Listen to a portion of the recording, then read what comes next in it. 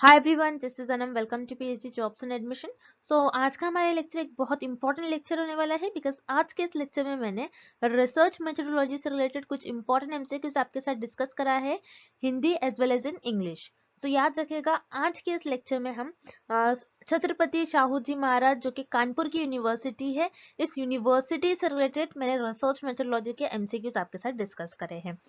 Important MCQs है, आप इस वीडियो को एंड तक जरूर देखिएगा जिससे कि आपको समझ में आ जाएगा कि किस तरीके से आपको क्वेश्चंस को सॉल्व करना है।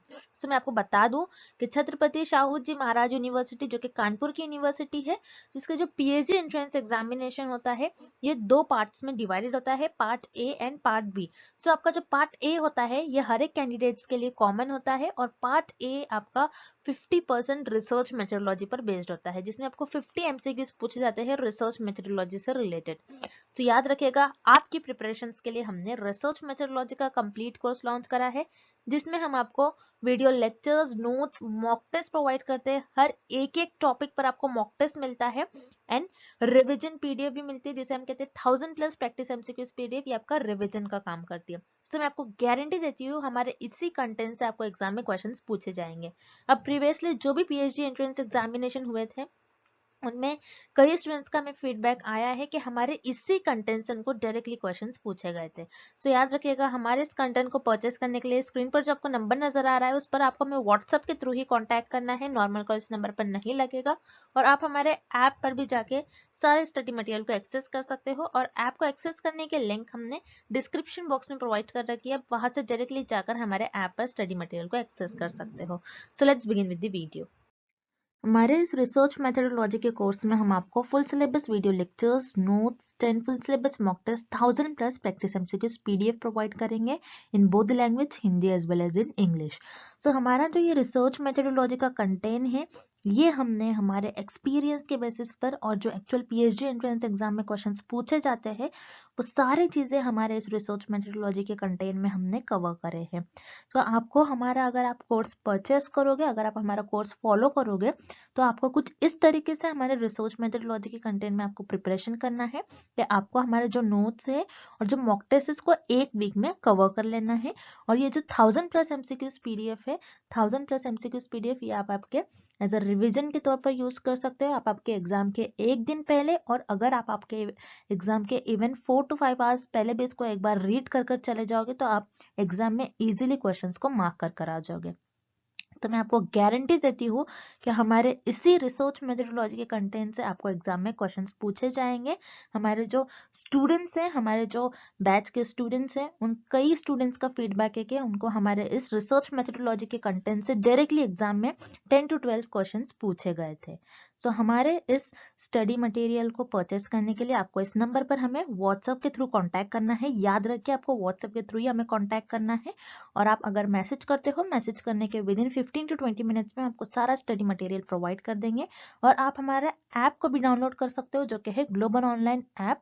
इस ऐप पर आपको 1 मंथ की वैलिडिटी मिलेगी और अगर आप ऐप पर जाते हो तो आपको डायरेक्टली वहां पर सारा कंटेंट इजिली अवेलेबल हो जाएगा। और ऐप को डाउनलोड करने के लिंक मैंने डिस्क्रिप्शन बॉक्स में प्रोवाइड कर रखी है। वहां से आप हमारे ऐप को एक्सेस कर सकते हो। And let's begin with the video. First question, critical reason is a reason of. इस क्वेश्चन में हमें फाइंड आउट करना है कि क्रिटिकल रीजन कौन सा रीजन होता है। अब क्रिटिकल रीजन आपका हाइपोथेसिस टेस्टिंग से रिलेटेड है। अब जब अपने हाइपोथेसिस को टेस्ट करते हो रिसर्च में तो आप हमेशा नल हाइपोथेसिस को टेस्ट करते हो, या फिर आप नल हाइपोथेसिस को एक्सेप्ट कर लेते हो या फिर रिजेक्ट करते हो। आप क्या करते हो जब हाइपोथेसिस टेस्ट परफॉर्म करते हो, जैसे G test, T test, ANOVA test, इस सारे टेस्ट में मान लीजिए आपका जो कर्व है कुछ इस तरीके से गिवन होता है। इस कर्व में अगर आपके जो वैल्यूज है, आपके जो एरर्स है इस रीजन में लाई करते हैं तो आप क्या कहोगे, इस रीजन को हम कहते हैं रिजेक्शन रीजन, जिसमें आप कहोगे कि क्रिटिकल वैल्यू, आपके जो वैल्यूज है, आपके जो एरर्स है अगर इस रीजन में लाई करते हैं तो उसे हम कहते हैं रिजेक्शन रीजन। अगर आपके वैल्यूज इस रीजन में लाई करते हैं, रिजेक्शन रीजन में लाई करते हैं, तो आप इस केस में आपके नल हाइपोथेसिस को रिजेक्ट कर लेते हो। और अगर आपके जो वैल्यूज है, आपके जो एरर्स है इस रीजन में अगर लाई करें तो उस केस में आप क्या करते हो, अपनी नल हाइपोथेसिस को रिजेक्ट नहीं करोगे बल्कि एक्सेप्ट कर लेते हो। सो रिजेक्शन क्रिटिकल रीजन कौन सा रीजन होता है? ऐसा रीजन जिसमें आपके जो वैल्यूज है, आपके जो एरर है इस रीजन में लाई करे, मतलब रिजेक्शन रीजन में लाई करे, जिस केस में आप क्या करते हो, आपके नल हाइपोथेसिस को रिजेक्ट कर लेते हो। सो क्रिटिकल रीजन वो रीजन होता है जिसे हम कहते हैं रिजेक्शन रीजन। दैट्स व्हाई आपका करेक्ट ऑप्शन हो जाएगा option A, rejection. Next, what is the mean of the observations 50, 60, 80, 100, 35 and 15? इस क्वेश्चन में हमें कुछ ऑब्जर्वेशंस गिवन है, कुछ डेटा गिवन है और उस डेटा का हमें मीन फाइंड आउट करना है। सो मीन जिसे हम एवरेज भी कहते हैं, आपको इस डेटा की एवरेज वैल्यू फाइंड आउट करनी है। अब मीन का भी फॉर्मूला होता है, आपको मीन का फॉर्मूला पता होना चाहिए कि मीन का फॉर्मूला क्या होता है। सो मीन का फॉर्मूला होता है summation of xi upon n। Submission का मतलब होता है एडिशन, कि आपके पास जितना भी डेटा है, जितने भी नंबर्स है, उन सबको आपको ऐड करना होता है। जैसे यहाँ पर हमारे पास जो भी डेटा है हम उसको पहले ऐड कर लेते हैं। 50 plus 60 plus 80 plus 100 plus 35 plus 15 divided by n। n का मतलब होता है टोटल नंबर्स, टोटल ऑब्जर्वेशंस। तो यहाँ पर आपके पास कितने टोटल नंबर्स है? 1 2 3 4 5 एंड 6। तो डिवाइडेड बाय आपका हो जाएगा 6। सो इन सारे नंबर्स को, इन सारे टर्म्स को अगर आप ऐड करते हो तो आपका आंसर आ जाएगा 340 डिवाइडेड बाय 6। तो 340 डिवाइडेड बाय 6 का आपका आंसर आ जाएगा 56.6। तो इस केस में आपका जो मीन है, आपकी जो इस डेटा की एवरेज वैल्यू हो जाएगी वो हो जाएगी 56.6। दैट्स व्हाई आपका करेक्ट ऑप्शन हो जाएगा option A. Next, dash are simply facts और recorded measure of certain phenomena. इस क्वेश्चन में हमें एक डेफिनेशन गिवन है, हमें फाइंड आउट करनी है कि ये डेफिनेशन किस ऑप्शन की डेफिनेशन होगी। अब इस डेफिनेशन में हमें ये गिवन है कि एक सिंपली फैक्ट है, एक फेनोमेना है जिसकी आप रीडिंग लेते हो, जिसको मेजर करते हो, उसको रिकॉर्ड करते हो। सो वो कौन सा ऑप्शन होगा, हमें ये फाइंड आउट करना है। सो वो ऑप्शन होगा आपका डेटा। सो इस क्वेश्चन में आपको बस दो ही ऑप्शन में कंफ्यूजन होगी, इंटेलिजेंस तो होगा नहीं क्योंकि ये ह्यूमन बीइंग के क्वालिटीज से रिलेटेड है। सो यहाँ पर आपका ऑप्शन सी इनकरेक्ट हो जाएगा, बस ऑप्शन ई और बी में थोड़ा कंफ्यूजन होगा। तो डेटा क्या होता है आपका, किसी फेनोमेना को आप, कोई फेनोमेना है उस फेनोमेना की आप रीडिंग लेते हो, उसकी रीडिंग लोगे, उसको मेजर करोगे एंड देन उसको रिकॉर्ड करेंगे। ओके, उस फेनोमेना की रीडिंग लोगे, उसको मेजर करोगे, उसको रिकॉर्ड करोगे, तो उससे हम कहते हैं डेटा। और इंफॉर्मेशन किसे कहते हैं? इंफॉर्मेशन हम प्रोसेस्ड डेटा को हम इंफॉर्मेशन कहते हैं। अब प्रोसेस डेटा क्या होता है? जैसे आपने कहीं से इंफॉर्मेशन कलेक्ट कर ली, सॉरी कहीं से आपने डेटा कलेक्ट कर लिया, जैसे आपने सैंपल से डेटा कलेक्ट कर लिया, सैंपल से डेटा को कलेक्ट करने के बाद उस डेटा को आप प्रोसेस करोगे, मतलब उस डेटा में जो भी एरर्स है, जो भी रॉन्ग इंफॉर्मेशन है, उसको आप डिलीट कर दोगे, उसको आप डिलीट कर दोगे। जो भी एरर्स है, जो भी आपको इंफॉर्मेशन नहीं चाहिए, उसको आप डिलीट कर दोगे और उस प्रोसेस डेटा को हम कहते हैं इंफॉर्मेशन। सो इंफॉर्मेशन किसे कहते हैं? Process data. प्रोसेस डेटा को आप प्रोसेस करते हैं, उससे कुछ मीनिंगफुल स्टेटमेंट बनाते हैं, मीनिंगफुल कुछ थिंग्स बनाते हैं, उसे हम कहते हैं इंफॉर्मेशन। बट डेटा क्या होता है? डेटा एक ऐसा फेनोमेना होता है जिससे आप रीडिंग लेते हो, उसको मेजर करते हो, उसको रिकॉर्ड करते हो। सो इस क्वेश्चन का करेक्ट ऑप्शन हो जाएगा option B, data. Next, what is the median for the observations 34, 25, 33, 45 and 62? इस क्वेश्चन में हमें कुछ ऑब्जर्वेशंस गिवन है, कुछ डेटा गिवन है और इस डेटा का हमें मीडियन वैल्यू फाइंड आउट करना है। अब मीडियन क्या होता है? आपके जो ऑब्जर्वेशंस, आपके जो डेटा होता है उसकी मिडिल वैल्यू को हम कहते हैं मीडियन। अब इस क्वेश्चन में हमें मीडियन फाइंड आउट करना है गिवन ऑब्जर्वेशंस का। सो मीडियन को फाइंड आउट करने के लिए आपको कुछ स्टेप्स याद रखना है। अगर आप ये स्टेप्स याद रखोगे तो आप कभी नहीं भूलोगे कि मीडियन को किस तरीके से फाइंड आउट करना होता है। तो मीडियन को फाइंड आउट करने का स्टेप 1 होता है। स्टेप 1 में आपका जो भी डेटा होता है उसको आप अरेंज करोगे इंक्रीजिंग ऑर्डर में। इंक्रीजिंग ऑर्डर में आपके डेटा को आपको अरेंज करना है। जैसे यहाँ पर आपका सबसे स्मॉलेस्ट डेटा नंबर है 25, देन 33, देन 34, देन 45, देन 62। तो आपने ये इंक्रीजिंग ऑर्डर में आपके डेटा को अरेंज कर लिया। देन स्टेप 2 में आप ये देखोगे कि आपको जो नंबर्स गिवन है, आपको जो डेटा गिवन है वो ऑड है या फिर इवन है। मतलब अब जैसे कि आपको ये डेटा गिवन है, इसमें कितने नंबर्स आपको काउंट करना है? 1 2 3 4 5। मतलब आपको जो ये डेटा गिवन है ये ऑड है। अगर 6 और नंबर होता है, 62 के बाद एक और होता है तो 6 होता है टोटल, तो उस केस में आपका जो डेटा होता है वो इवन होता है। बट हमें जो डेटा गिवन है इस केस में ये ऑड है। अगर आपका डेटा ऑड है उस केस में आपकी मीडियन की वैल्यू, अगर आपका डेटा ऑड होता है तो उस केस में आपकी मीडियन की वैल्यू सिर्फ एक ही होती है। अगर इवन होता है तो उस केस में आपकी मीडियन की वैल्यू 2 होती है। अब ये डेटा जैसे कि ऑड है तो यहाँ पर एक ही आपकी मीडियन वैल्यू होगी। जैसे हम लेफ्ट से जा रहे हैं, फर्स्ट सेकेंड थर्ड नंबर पर 34 आ रहा है। अगर हम राइट से भी जा रहे हैं, फर्स्ट सेकेंड और थर्ड नंबर पर आपका 34 आ रहा है। फिर क्योंकि ये डेटा ऑड है और ऑड डेटा की मीडियन वैल्यू सिर्फ मिडिल वैल्यू एक ही होती है, और इस केस में आपकी मीडियन वैल्यू हो जाएगी 34। दैट्स व्हाई आपका करेक्ट ऑप्शन हो जाएगा ऑप्शन बी 34। नेक्स्ट क्वेश्चन,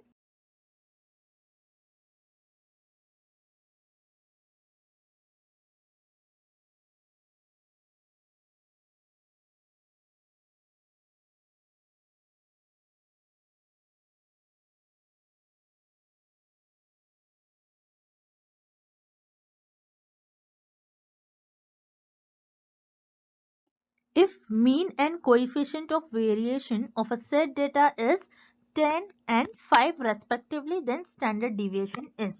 इस क्वेश्चन में हमें मीन और कोएफिशिएंट ऑफ वेरिएंस की वैल्यू गिवन है और हमें स्टैंडर्ड डिविएशन की वैल्यू फाइंड आउट करना है। सो इस केस में आपकी मीन की जो वैल्यू है वो है 10 एंड आपकी जो कोएफिशिएंट ऑफ वेरिएंस की वैल्यू जिसे हम CV लिखते हैं उसकी वैल्यू हो जाएगी आपकी 5। अब कोएफिशिएंट ऑफ वेरिएंस का आपका फॉर्मूला होता है sigma upon mean.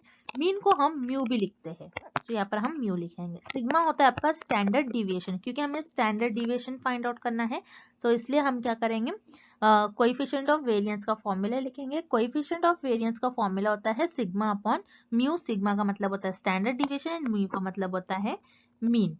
So sigma तो हमें फाइंड आउट करना है जो कि आपका स्टैंडर्ड डिविएशन है। म्यू की वैल्यू हमें गिवन है 10 एंड कोएफिशिएंट ऑफ वेरिएंस आपको गिवन है 5। सो इस केस में आपको क्रॉस मल्टीप्लाई करना है। So sigma is equal to 10 into 5, तो 10 इंटू 5 अगर आप करते हो तो आंसर आ जाएगा आपका 50। सो स्टैंडर्ड डिविएशन की आपकी वैल्यू आ जाएगी इस केस में 50। सो यहाँ पर आपका ऑप्शन भी करेक्ट हो जाएगा। Next, The test statistic to test for not normal population is। इस क्वेश्चन में हमें फाइंड आउट करना है अगर आप स्टैटिस्टिकल टेस्ट परफॉर्म कर रहे हो तो स्टैटिस्टिकल टेस्ट में कौन सा ऐसा टेस्ट होता है जिसमें आप अज्यूम करते हो कि आपकी जो पॉपुलेशन है वो नॉर्मल नहीं होगी। तो आपको याद रखना है जैसे कि हाइपोथेसिस में हम सिर्फ और सिर्फ नल हाइपोथेसिस को टेस्ट करते हैं, या फिर आप नल हाइपोथेसिस को एक्सेप्ट करते हो या रिजेक्ट कर लेते हो। सो नल हाइपोथेसिस को हम टेस्ट करते हैं, तो नल हाइपोथेसिस को टेस्ट करने के लिए आप हाइपोथेसिस टेस्टिंग का यूज करते हो। सो हाइपोथेसिस टेस्टिंग में भी आप स्टैटिस्टिकल टेस्ट परफॉर्म करते हो। स्टैटिस्टिकल टेस्ट के 2 टाइप्स होते हैं आपका, एक होता है पैरामेट्रिक टेस्ट एंड दूसरा होता है non parametric test. Parametric test वो टेस्ट होते हैं जिसमें आप अज्यूम करते हो कि आपकी जो पॉपुलेशन है, आपकी जो पॉपुलेशन का डिस्ट्रीब्यूशन है वो नॉर्मल होगा। आपकी पॉपुलेशन का डिस्ट्रीब्यूशन आप पैरामेट्रिक टेस्ट में अज्यूम करते हो कि नॉर्मल होगा, और नॉन पैरामेट्रिक टेस्ट में आप ऐसा कोई अज्यूम नहीं करते हो। सो पैरामेट्रिक टेस्ट में आप अज्यूम करते हो कि आपकी जो पॉपुलेशन है उसका डिस्ट्रीब्यूशन नॉर्मल होगा। सो यहाँ पर आप पैरामेट्रिक टेस्ट में आपके कौन कौन से टेस्ट आ जाते हैं, एफ टेस्ट आपको यहाँ पे देखना है, F test, ANOVA test, T test और जी टेस्ट भी आ जाता है। लेकिन नॉन पैरामेट्रिक टेस्ट में आपका आता है chi square test, U test and H test. So इस क्वेश्चन में भी हमें यही पूछ रहा है ऐसा कौन सा स्टैटिस्टिकल टेस्ट है जिसमें आप कौन सा ऐसा टेस्ट यूज करते हो जिसमें आप ये अज्यूम नहीं करते हो कि आपके पॉपुलेशन का जो डिस्ट्रीब्यूशन है वो नॉर्मल नहीं होगा। सो वो सिर्फ और सिर्फ आप नॉन पैरामेट्रिक टेस्ट में यूज करते हो कि आपका जो पॉपुलेशन है, पॉपुलेशन का डिस्ट्रीब्यूशन नॉर्मल नहीं होगा। सो नॉन पैरामेट्रिक टेस्ट में आपका आता है test chi square test. So for this question option D here is the right answer, chi square test. So chi square test एक ऐसा स्टैटिस्टिकल टेस्ट है, स्टैटिस्टिकल टेस्ट में नॉन पैरामेट्रिक टेस्ट में आपका काई स्क्वायर टेस्ट आता है जिसमें आप अज्यूम करते हो कि आपकी जो पॉपुलेशन है, पॉपुलेशन का डिस्ट्रीब्यूशन नॉर्मल नहीं होता है। सो यहाँ पर आपका ऑप्शन डी करेक्ट हो जाएगा। Next, Which is the following is relative measure of dispersion? इस क्वेश्चन में हमें पूछ रहा है कि ऐसा कौन सा ऑप्शन है जो रिलेटिव मेजर ऑफ डिस्पर्जन है। मतलब ऐसा कौन सा ऑप्शन आपको ये बता रहा है कि आपका जो डेटा है किस तरीके से डिस्पर्स है, किस तरीके से स्प्रेड आउट है। ओके, अब वन बाय वन हम ऑप्शन देखते हैं।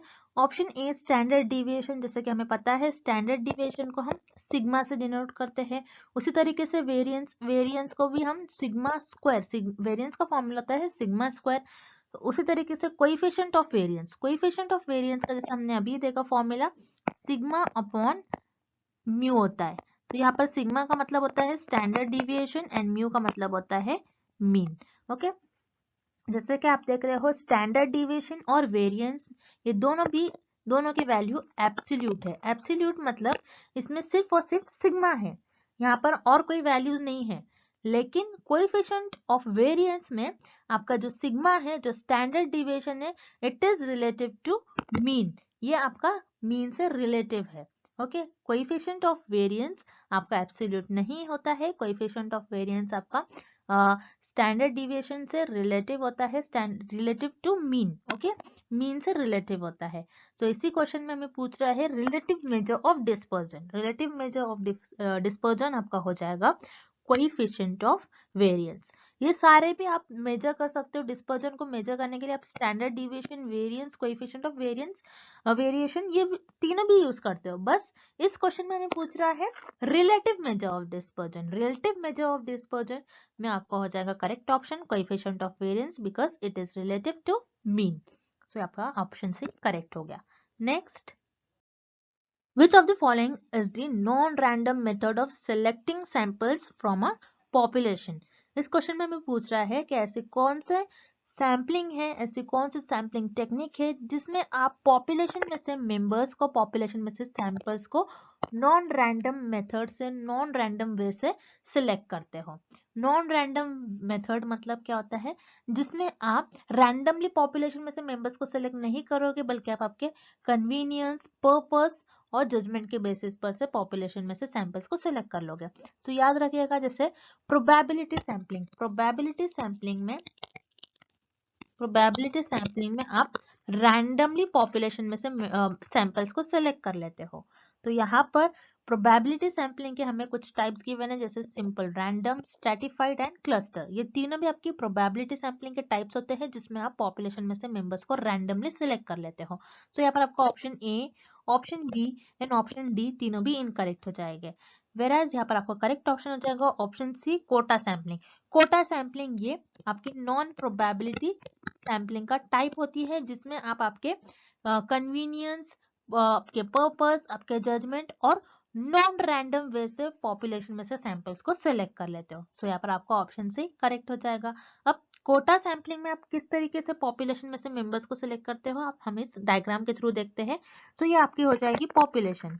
सो कोटा सैंपलिंग में आपके पास बहुत लार्ज अमाउंट में पॉपुलेशन होती है, और आपका कोटा सैंपलिंग में आप क्या करते हैं, आपके पर्पस, आपके कन्वीनियंस के बेसिस पर से पॉपुलेशन में से मेंबर्स को सिलेक्ट करते हो, और नॉन रैंडम वे से, नॉन रैंडम मेथड यूज कर आप पॉपुलेशन में से सैंपल्स को सिलेक्ट कर लेते हो। जैसे इस पॉपुलेशन में मेन है, वीमेन है, तो सारे एज ग्रुप के लोग हैं। अब मुझे यहाँ पर स्टडी करना है, मेरा पर्पस ये है कि मुझे ऐसे मेल्स पर स्टडी करना है जिनकी एज अबव 40 है। तो मैं इस पॉपुलेशन में से सिर्फ और सिर्फ मेल्स को सिलेक्ट करने वाली हूँ, ये तो कंफर्म है, और ऐसे मेल जिनकी एज अबव 40 है। अब इसी के साथ साथ मैं ये भी देखूंगी कि मुझे किस पर्सन से, किस मेल से मुझे इंफॉर्मेशन मिल सकती है, मुझे डेटा मिल सकता है। सो मैं अपने पर्पस और अपने कन्वीनियंस के बेसिस पर से, अपने जजमेंट के बेसिस पर से इस मेंबर्स को सिलेक्ट कर लूंगी, इस मेंबर को सिलेक्ट कर लूंगी, इस मेंबर को सिलेक्ट कर लूंगी, और इस मेंबर्स को सिलेक्ट कर लूंगी, और ये सारे मेरे सैंपल्स बन जाएंगे, और इस सैंपल्स पर मैं अपनी स्टडी परफॉर्म करूंगी। तो आपको ये याद रखना है, ऐसी सैम्पलिंग मेथड जिसमें आप नॉन रैंडम वे से पॉपुलेशन में से सैंपल्स को सिलेक्ट करते हो, वो होती है आपकी कोटा सैम्पलिंग। दैट्स व्हाई पर आपका ऑप्शन सी करेक्ट हो जाएगा। Next, the standard deviation of a set of 50 observations is 8. If each observation is multiplied by 2, then the new value of standard deviation will be. So हमें इस question में standard deviation की values find out करनी है। तो हमें एक old standard deviation की वैल्यू और एक न्यू स्टैंडर्ड डिविएशन की वैल्यू फाइंड आउट करनी है। ओल्ड की वैल्यू हमें सारी गिवन है और हमें न्यू स्टैंडर्ड डिविएशन की वैल्यू फाइंड आउट करनी है। तो स्टैंडर्ड डिविएशन जिसको हम सिग्मा लिखते हैं उसका फॉर्मूला होता है under root of xi minus x bar the whole square divided by capital N। अब इस क्वेश्चन में हमें बताया है कि standard deviation of a set 50 observations.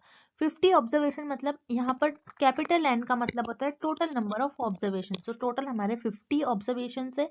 xi का मतलब होता है कितने ऑब्जर्वेशन है और x बार का आपका मतलब होता है टोटल एवरेज ऑफ ऑब्जर्वेशन और ऑब्जर्वेशन का मीन। ओके, सो इस केस में हमें गिवन है कि standard deviation of a set of 50 observation, total 50 है और 8 क्या है, 8 हमें ओल्ड सिग्मा, 8 क्या है ऑब्जर्वेशन हमें गिवन है। तो यहाँ पर ओल्ड सिग्मा आपका आ जाएगा सिग्मा ओल्ड 8। ओके, अब हमें ये दिया है सेकेंड, आपको बस ये अपने स्टेटमेंट, फर्स्ट स्टेटमेंट हमने सॉल्व कर लिया। अब सेकेंड स्टेटमेंट आपको गिवन है if each observation is multiplied by 2। सारे ऑब्जर्वेशंस को हमने 2 से मल्टीप्लाई किया, then new value of standard deviation, नई वैल्यू क्या हो जाएंगे स्टैंडर्ड डिविएशन के, हमें ये फाइंड आउट करना है। सो ओल्ड को हमें ध्यान ही नहीं देना है, बस हमें ये याद रखना है कि स्टैंडर्ड डिविएशन हमें इतना, स्टैंडर्ड डिविएशन का फॉर्मूला ये हो गया। अब न्यू स्टैंडर्ड डिविएशन आपका हो जाएगा अंडर रूट ऑफ, क्योंकि यहाँ पर हमें बताया है कि हर एक ऑब्जर्वेशन को हमें 2 से मल्टीप्लाई करना है। सो ये हो जाएगा आपका 2xi minus 2x bar the whole square divided by capital N। अब 2xi minus 2x bar square, यहाँ पर हम 2 कॉमन ले सकते हैं। सो यहाँ पर आपको 2 कॉमन लेना है। सो 2 कॉमन लेने के लिए आपको हो जाएगा 2 स्क्वायर, क्योंकि ये स्क्वायर में है पूरा, इसलिए 2 स्क्वायर आपका कॉमन आ जाएगा। xi minus x bar the whole square divided by n। अब 2 का स्क्वायर, यहाँ पर स्क्वायर एंड स्क्वायर कैंसिल हो जाता है, इसलिए आपका 2 बाहर आ जाएगा। अंडर रूट ऑफ आपका क्या बच गया xi minus x bar the whole square divided by n। तो यहाँ पर आपका हो जाएगा 2, ये आप देख रहे हो xi minus x square divided by n, ये आपका सिग्मा ओल्ड था और सिग्मा ओल्ड हमें कितना गिवन है 8। सो 2 इंटू 8 हो जाएगा आपका 16। तो इस केस में आपका क्या हो जाएगा न्यू स्टैंडर्ड डिविएशन, न्यू आपका जो सिग्मा न्यू हो जाएगा उसकी वैल्यू आ जाएगी आपकी 16। दैट्स व्हाई आपका ऑप्शन सी करेक्ट हो जाएगा। Next, if the first and third quartiles are 22.16 and 56.36 respectively, then quartile deviation is। इस क्वेश्चन में हमें फर्स्ट एंड थर्ड क्वार्टाइल्स की वैल्यूज गिवन है। फर्स्ट क्वार्टाइल की वैल्यू है 22.16 एंड थर्ड क्वार्टाइल की वैल्यू है 56.36 एंड हमें क्वार्टाइल डिविएशन की वैल्यू फाइंड आउट करनी है। अब क्वार्टाइल डिविएशन क्या होता है पहले तो आपको ये पता होना चाहिए। क्वार्टाइल डिविएशन आपको, अगेन क्वार्टाइल डिविएशन ये बताता है आपका जो डेटा है, डेटा किस तरीके से स्प्रेड है, किस तरीके से डिस्ट्रीब्यूट है। सो क्वार्टाइल डिविएशन भी आपको ये बताता है आपका डेटा किस तरीके से स्प्रेड आउट है।